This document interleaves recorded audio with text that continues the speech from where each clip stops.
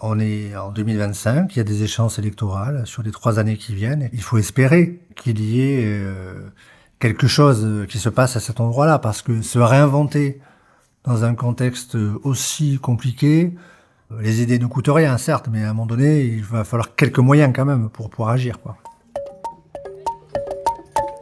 Tout au long de sa carrière, Philippe Sanchez a suivi le déploiement et les évolutions du service public de la culture au sein du ministère de la Culture, en milieu rural, puis comme directeur des affaires culturelles de la ville de Bègles, au cœur de la métropole bordelaise.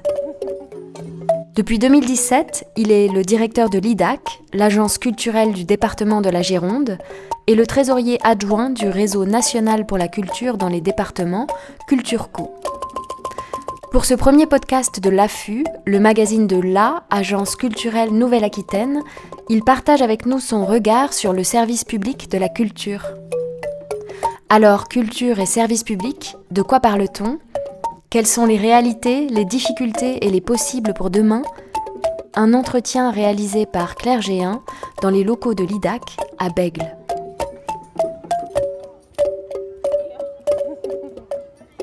Pourquoi faire de la culture un service public ? La culture, on pourrait considérer qu'elle relève à la fois du secteur privé, puisque elle est dans des logiques d'offres culturelles, notamment dans le spectacle, parfois de concurrence.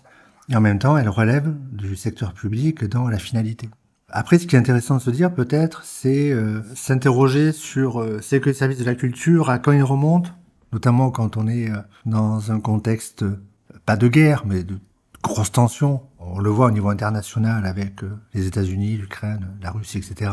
Notamment dans les débats qu'on a un peu en ce moment sur une culture qui serait l'émanation d'une politique culturelle publique et d'autres options qui envisagent la culture plutôt sous un mode libéral, de l'auto-entreprise. Et c'est pas inintéressant de se rappeler que les premières politiques publiques de la culture, elles ont été imaginées au sortir de la guerre, Seconde Guerre mondiale, notamment avec au sein du Centre national de la résistance. Churchill avait dit si ce n'est pour la culture, pourquoi nous battons-nous ? À un moment où il était question de fermer les British Museum pour financer l'effort de guerre.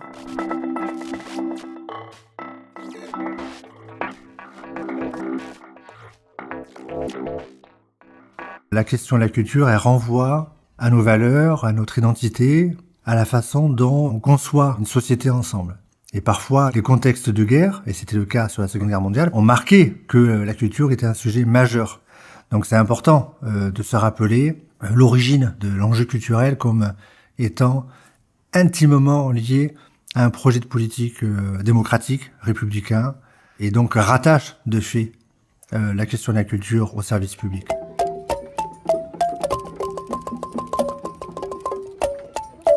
Qu'est-ce qui garantit aujourd'hui la pérennité du service public culturel ?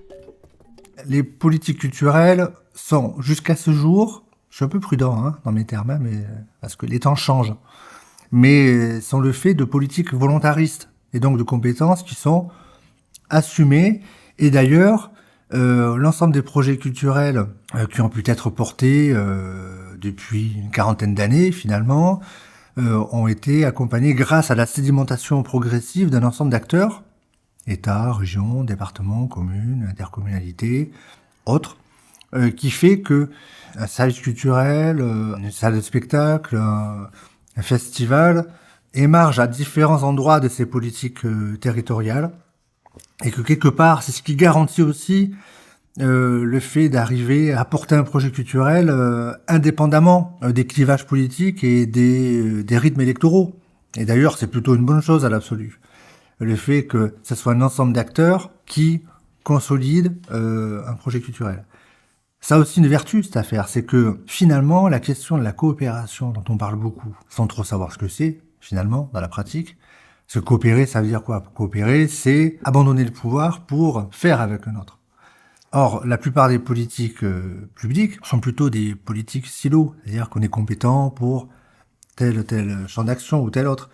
La question de la culture, dès le début, a été envisagée comme un endroit de coopération intercollectivité, et ça crée un débat entre différentes sensibilités politiques, entre différents niveaux d'action locale, Ça a créé des habitudes de coopération culturelle, en l'occurrence, qui sont plutôt salutaires en fait. Pour quelles raisons la nécessité d'un service public de la culture risque-t-elle aujourd'hui d'être remise en cause ?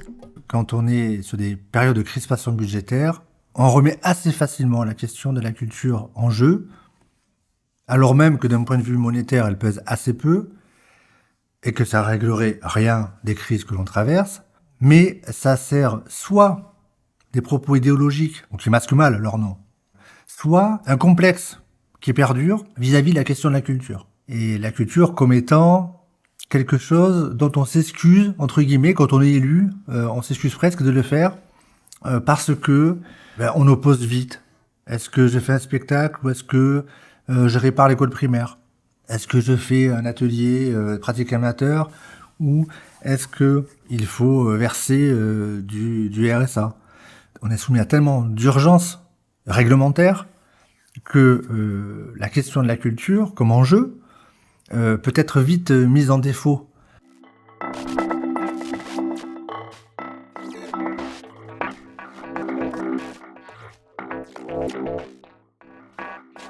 Patrick Vivray, qui est un philosophe altermondialiste, disait à un moment donné il nous appartient de faire en sorte que la culture ne soit pas la cerise sur le gâteau, mais la cerise dans le gâteau.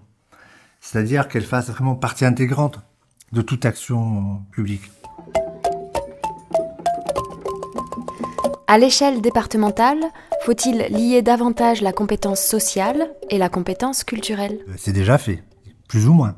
Nous travaillons par exemple à Didac sur des projets en direction des maisons d'enfance à caractère social, les mineurs non accompagnés, les pôles territoriaux sociaux pour accompagner globalement la famille, la parentalité, la petite enfance, et des parcours fragilisés pour lesquels la culture est un vecteur de socialisation. Est-ce que le social viendra au secours des financements en tout cas pour la culture ? On pourrait penser que oui, si ce n'est que les financements du social sont rétractés budgétairement eux aussi. Donc entre est-ce qu'il faut loger des mineurs non accompagnés en hébergement d'urgence dans un hôtel ou animer un atelier d'éveil culturel pour des crèches départementales, ça se pose pas dans l'absolu. Pour autant, quand on n'a pas l'argent, qu'est-ce qui est le plus urgent ? Donc on est quand même menacé, même quand on intègre la question de la culture dans les politiques sociales, le social prend difficilement en compte les missions qui relèvent de politiques volontaristes et tellement ils ont d'obligations contractuelles et légales. Quelles conséquences la crise budgétaire de 2025 risque-t-elle d'avoir sur le déploiement du service public de la culture ? L'impact des difficultés budgétaires, quelles que soient d'ailleurs les strates de collectivité, parce que c'est vrai au niveau des départements, bien sûr, mais c'est vrai aussi dans une moindre mesure au niveau des régions, c'est quand même prégnant au niveau des communes, notamment les petites. Les grandes intercos, les grandes agglomérations s'en sortent plutôt bien, mais bon, c'est d'autres dynamiques. Mais on va dire qu'on est quand même, globalement, sur un ensemble de petits moins qui s'additionnent. Et bon, je suis pas très très fort en maths, mais moins plus moins plus moins plus moins, ça fait quand même des moins à la fin. Donc c'est l'aspect cumulatif de tout ça qui pose question. Et jusque-là, justement, on évoquait à un moment donné le fait qu'il y avait un ensemble d'opérateurs institutionnels, collectivités, États, autour des projets, ce qui fait que ça arrive à compenser un peu les accidents budgétaires. Là, on est sur un contexte qui est un peu général, et donc même si beaucoup d'élus, beaucoup d'intercommunalités, beaucoup de départements, beaucoup d'instances essaient de faire ce qu'ils peuvent, ils sont néanmoins confrontés à la problématique. Donc, on accumule un peu des difficultés croissantes.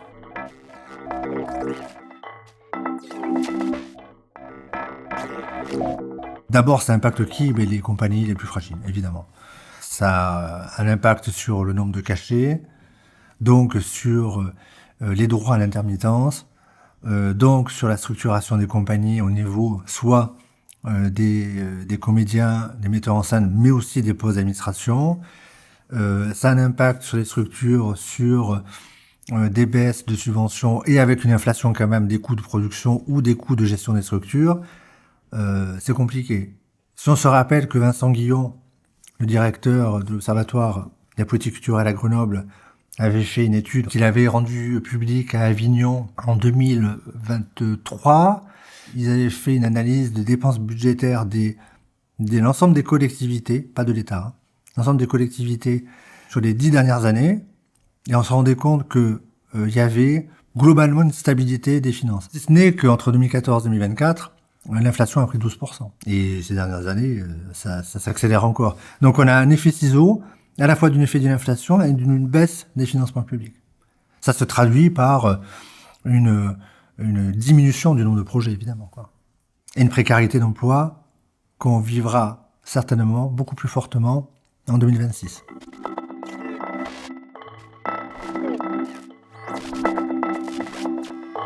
Le problème, c'est que pour la plupart des élus, qu'ils soient de droite, du centre ou de gauche, les impacts budgétaires culturels sont subis.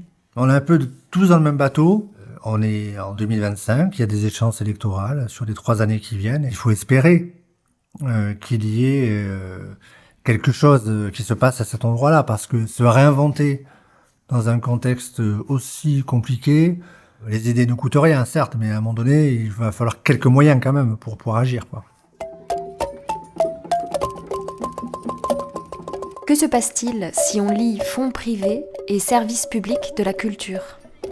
L'un ne s'oppose pas à l'autre dans les process mêmes.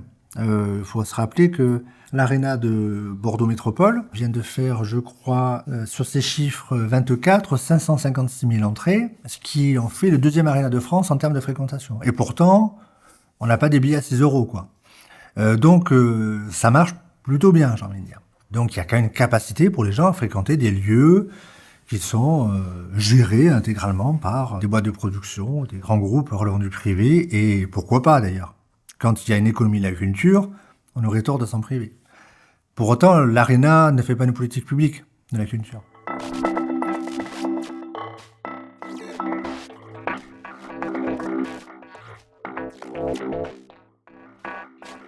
Pourquoi on fait ça d'abord ?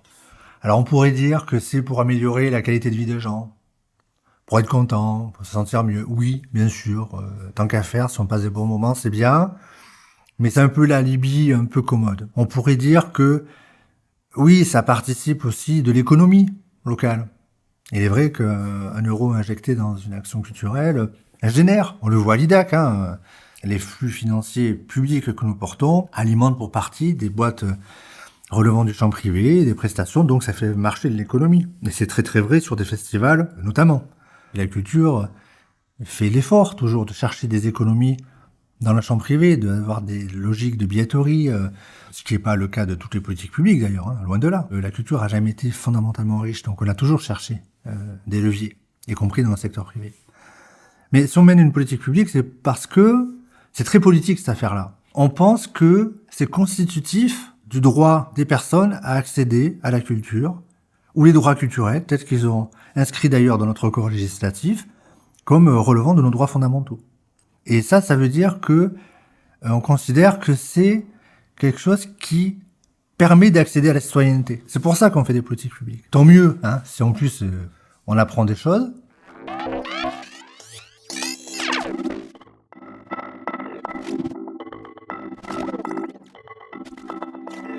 Jules Ferry, ça date pas d'hier. École pour tous obligatoire. Quand le ministère de l'époque a voulu faire en sorte que l'école soit obligatoire, c'était sans doute animé par une volonté humaniste d'améliorer le niveau, mais c'était aussi parce que c'était important que les gens sachent lire, écrire, comprendre, pour être capables d'aller voter. Il y avait un enjeu derrière de citoyenneté évident. Et on voit bien aujourd'hui, de faire des raccourcis avec des personnes telles que Trump, qu'on ne cite que trop, mais c'est un peu difficile de pas l'évoquer, lui et d'autres. On est vraiment à l'opposé de quelque chose qui nous permet de réfléchir à notre comportement citoyen, et on est sur du populisme. Et c'est quelque chose qui est fondamental de revendiquer comme politique publique. Parce que la culture, l'éducation, c'est ce qui nous permettra d'avancer.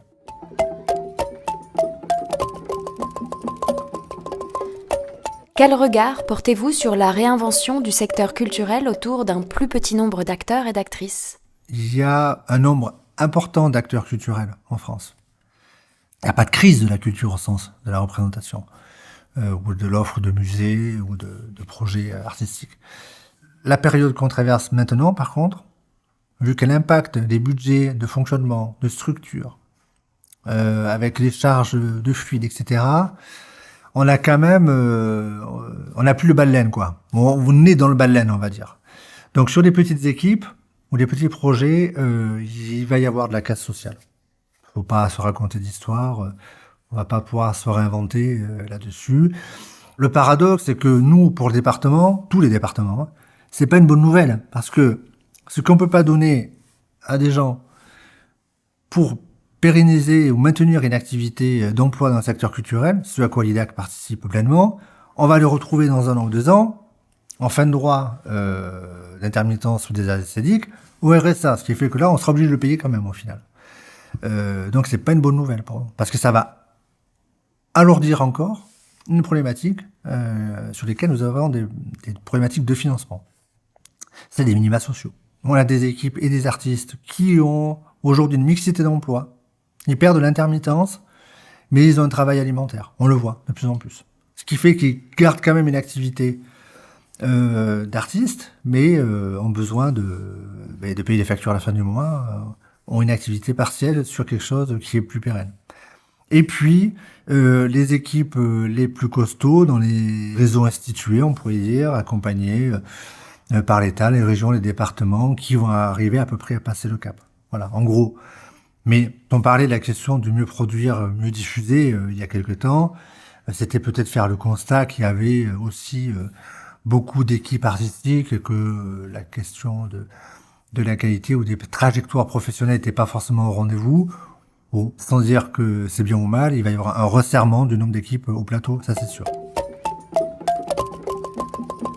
Dans le contexte que nous venons d'évoquer, quelles sont les actualités qui vous donnent de l'espoir ? Il y a quand même une repolitisation de la question culturelle. Et c'est ça qui est positif. Soit les anti, mais il y a aussi les pros. Donc la question du consensus mou de la culture est peut-être un peu terminée, mais il y a un enjeu qui va pouvoir se redéployer sur les questions culturelles, et donc ça sera incarné par des projets politiques. Donc ça, c'est quelque chose que je trouve positif, parce qu'il y a quelques années déjà que la politique a délaissé le champ de la culture. Autre facteur positif, le ministère de la Culture vient de signer avec l'Association des départements de France une convention cadre qui, sans parler de moyens, redope les attendus des politiques culturelles départementales. Donc on est en train de se redire que les départements, on a besoin d'eux pour faire des politiques culturelles. Et c'est vrai que la question de la proximité territoriale, de la vie artistique et culturelle des territoires, que la question de l'équité, de l'égalité territoriale est vraiment à l'endroit du département. Il y a quelque chose qui, ça s'oppose pas aux logiques de filière au niveau de la région, mais on se redit bien que les départements ont un rôle à jouer, y compris du point de vue du ministère de la Culture. Bon, maintenant la question, c'est qu'il faudra bien avoir des moyens pour le faire, parce que il faut absolument qu'on arrive à refonder un pacte de décentralisation culturelle avec l'État et l'ensemble des collectivités pour se donner un cap, quoi, sur les années qui arrivent devant nous.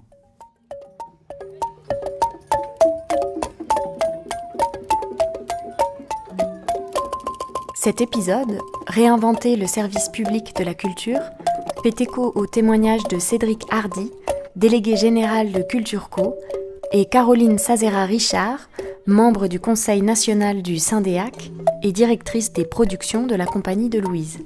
À retrouver dans le numéro de printemps 2025 de l'AFU, le magazine de l'Agence culturelle Nouvelle-Aquitaine. Coordination éditoriale, Gwenaëlle Mal. Direction de publication, Thierry Sabot. Entretien et réalisation, Claire Géhin. Sound design et mixage, Guillaume Lacampagne. Retrouvez l'ensemble des articles, des podcasts et tous les travaux et événements de l'agence sur la-nouvelle-aquitaine.fr.